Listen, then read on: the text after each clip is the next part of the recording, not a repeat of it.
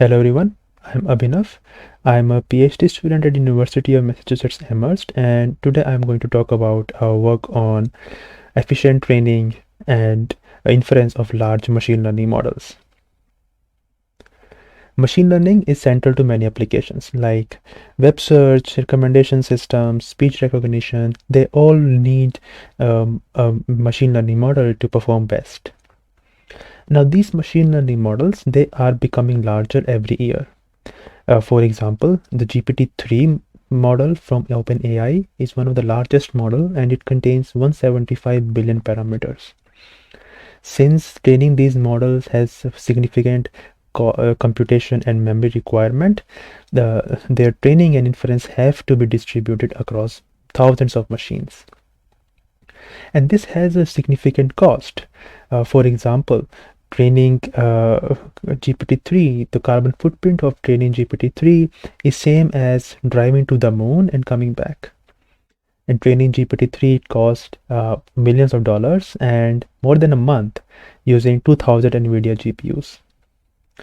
So the point is that even if we have small speedups, around 10% to 20%, we can provide huge savings in time, energy, and money.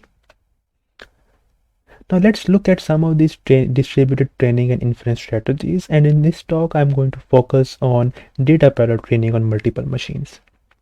In data parallel training, the dataset is divided on both the machines. However, the weights are replicated, and then each machine computes the backward pass to compute the gradients.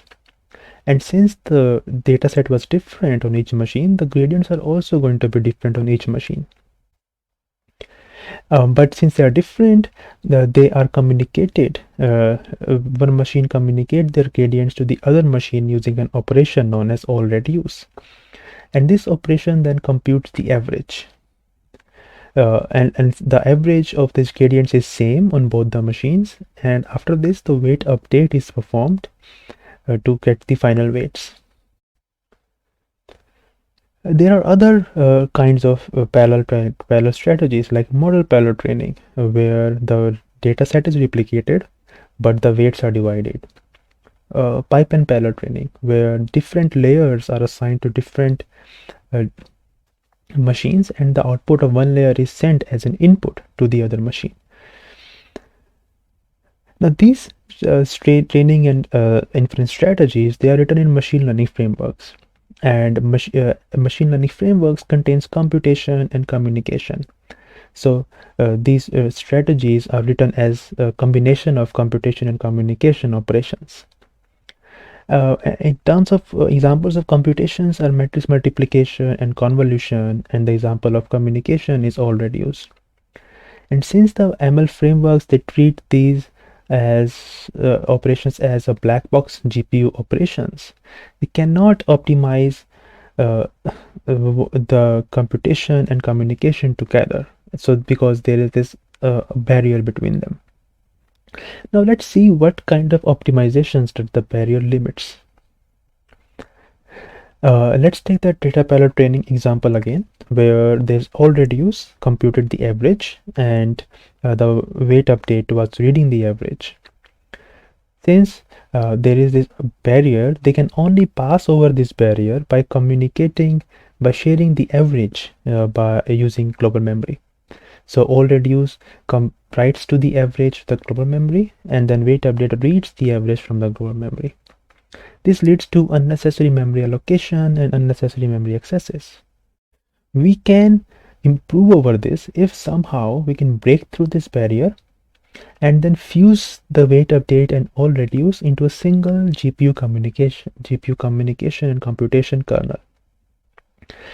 In that case, the average can be passed through registers instead, which removes our memory requirements and avoids any of these memory accesses. So for this, since we cannot expect a machine learning expert to develop different kinds of optimizations for every case, we have developed a DSL, COCONET, which stands for Co-optimizing Computation and Communication Operations for Neural Networks. A machine learning expert writes a model in COCONET DSL, which is similar to writing a machine learning, writing in machine learning framework, and then then Coconut contains several transformations to optimize the program, and each set of these transformations it creates a policy, execution policy.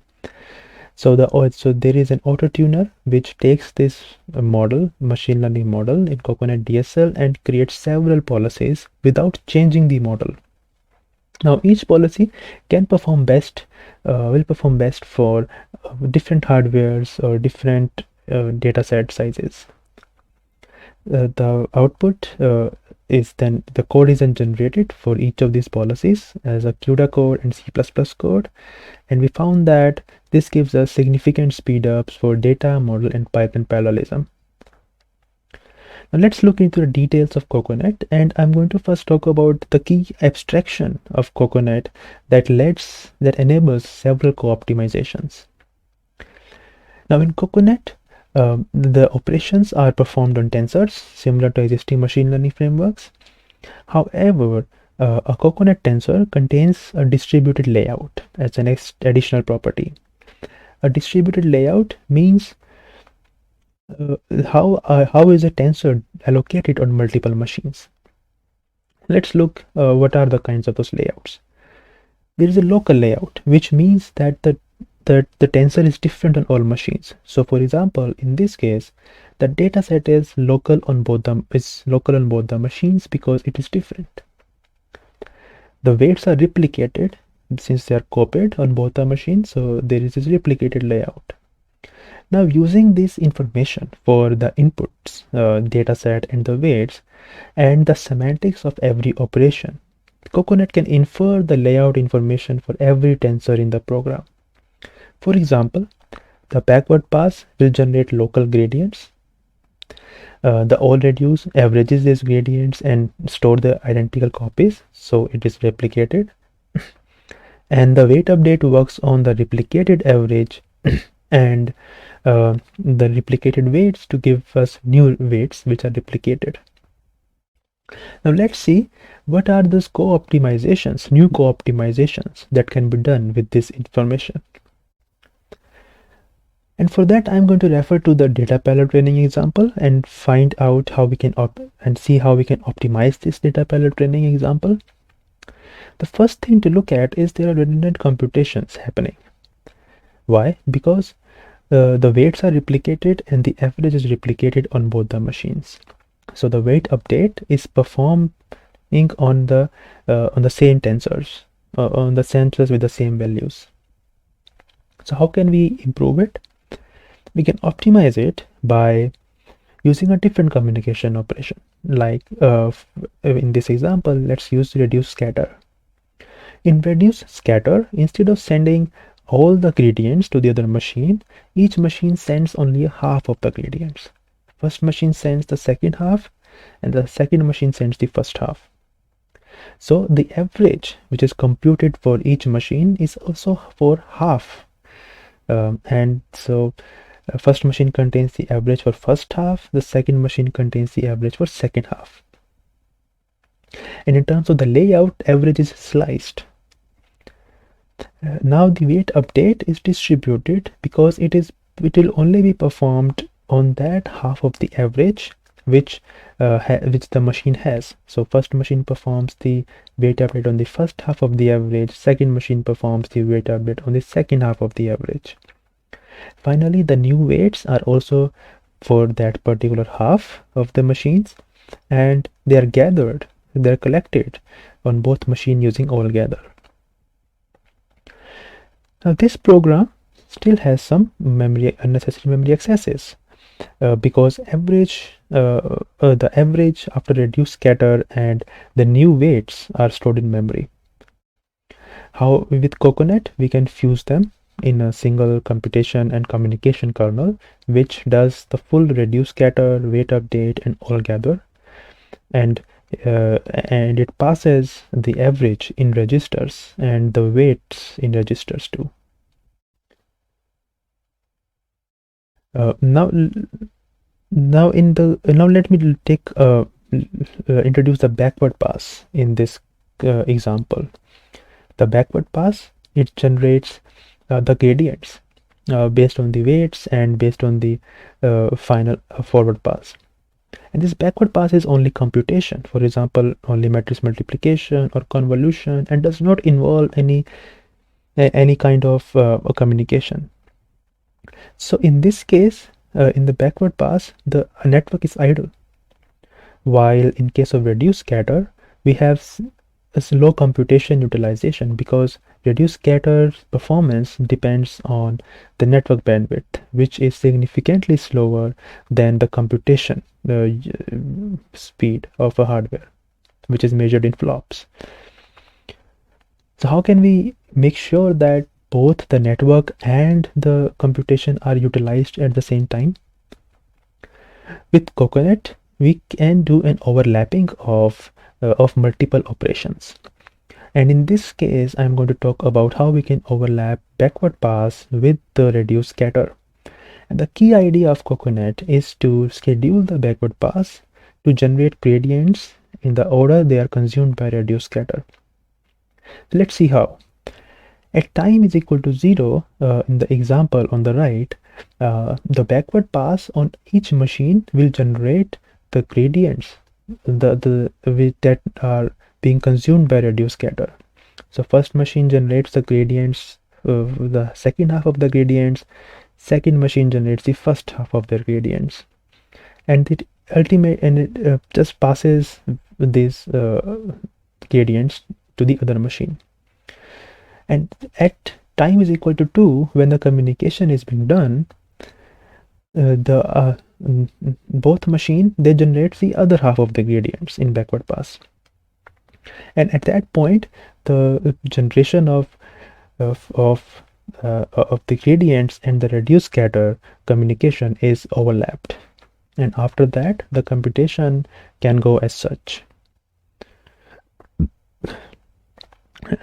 So let's talk about experimental evaluation. We did our evaluation on a cluster of 16 NVIDIA DGX2 nodes, which gives us a total of 256 GPUs. And we used the benchmarks as data parallel training, model parallel, and pipeline parallelism for different configurations of BERT, GPT-2, and GPT-3. So first let me talk about the results for data parallelism, in which case we use the baseline as PyTorch and 0.